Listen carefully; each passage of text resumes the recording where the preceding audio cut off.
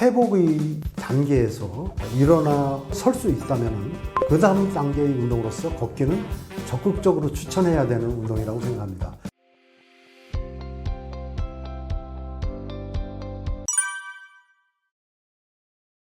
걷기 운동이 잘 맞지 않는 분들도 계시죠.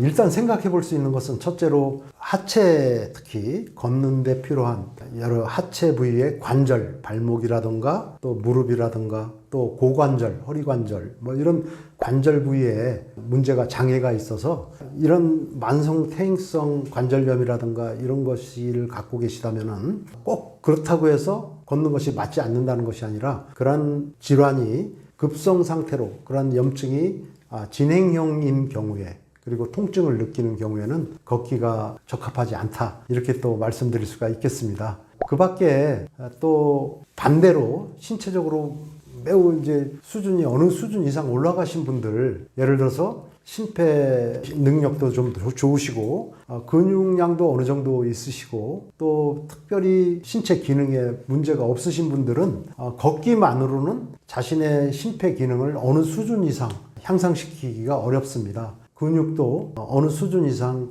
걷기만으로 증가시킬 수는 없습니다. 그래서 그런 분들은 걷기가 적합하지 않다. 좀 더 다른 신체 기능이나 건강 상태를 향상시킬 수 있는 그런 운동이 필요하다. 이렇게 권고드리고 싶습니다. 네.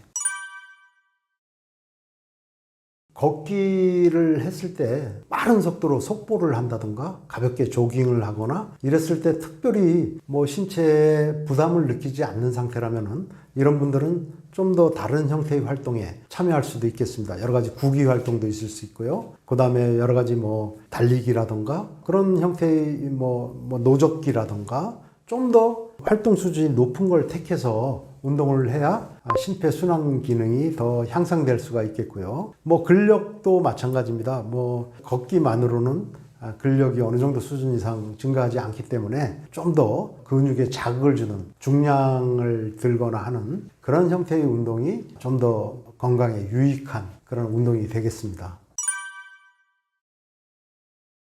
저는 일단 많은 분들에게 좋은 효과를 주고 있다고 생각합니다. 이제 요소요소에 공원이나 또 산책하는 길, 또 천변 이런 곳에 많이 볼 수가 있는데요.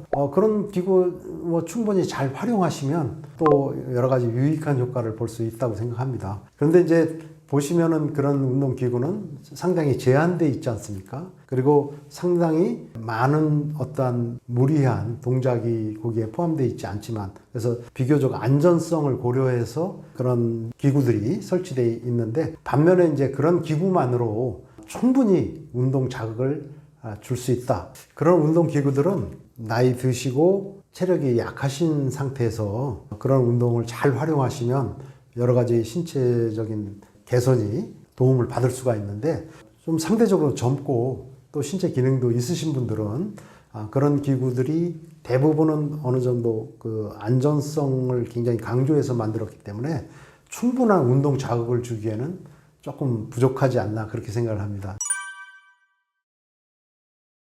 걷기를 통해서 큰 효과를 기대할 수 있는 분들은 일단 예를 들어서 하체 부위에 어떤 정형외과적인 손상을 가지고 있어서 걷지를 못하시는 분들 이런 분들이 아니라면은 현재 여러 가지 수술 이유라든가 또 질병 상태 때문에 침상에 누워 계신 분이 회복의 단계에서 일어나 설 수 있다면은 그 다음 단계의 운동으로서 걷기는 적극적으로 추천해야 되는 운동이라고 생각합니다. 침상에 누워있는 동안 우리의 그 심폐순환계의 기능이 떨어지게 되고 그 다음에 여러 가지 근골계도 약해지게 되죠. 그래서 걷기 운동은 그런 가장 기본적인 신체 기능을 회복시켜주는 과정에서 매우 좋은 운동이다 이렇게 얘기할 수 있고요. 또 침상에 이렇게 누워있는 동안 여러 가지 인슐린 저항성이라든가 대사 기능도 떨어져 있는 상태입니다. 그래서 이렇게 떨어져 있는 기능을 단계적으로 높여나가는 첫 단추를 끼는 그런 운동으로서 걷기 운동은 매우 좋은 운동이다. 저는 그렇게 말씀드리고 싶습니다.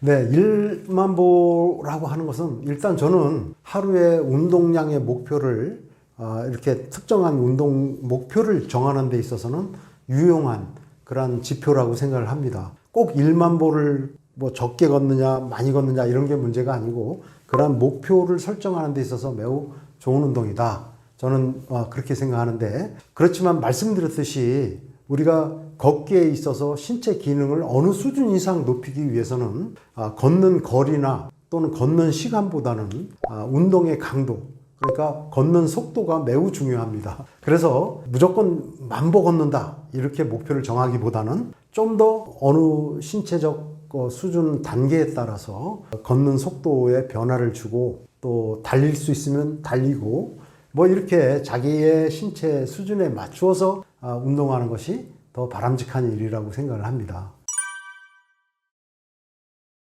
예, 그것도 일종의 걷기는 운동 강도가 너무 좀 낮으니까 그것이 조금 문제가 되고요. 또 한편으로 달리기는 우리가 달릴 때 우리 몸 전신이 공중에 한 번은 떠 있게 되거든요. 그래서 걷기와 달리기의 가장 큰 차이점은 걷는 것은 어느 한순간이라도 신체가 지면으로부터 떨어지지 않는 형태의 활동입니다. 달리기는 어느 한순간은 신체가 공중에 떠 있게 되는 그런 운동이 되기 때문에 많은 분들이 걷기와 달리기가 같은 비슷한 형태의 운동이라고 생각하지만 완전히 다른 운동이라고 할 수 있거든요. 근데 문제는 뭐냐면은 달리기를 하면 에너지 소비량을 높일 수는 있지만 우리가 공중에 떠서 발을 한번 디딜 때 그때 우리 발목이나 무릎 이런 신체 관절 부위에 가해지는 충격량은 걷기보다 6배 정도, 3배 내지 6배 정도 높습니다. 이렇게 되다 보니까 여러 가지 부상의 신체적인 위험성이 많이 따르게 되죠. 부상의 위험성도 높아지게 되고요. 근데 슬로우 이제 조깅이라고 하는 것은,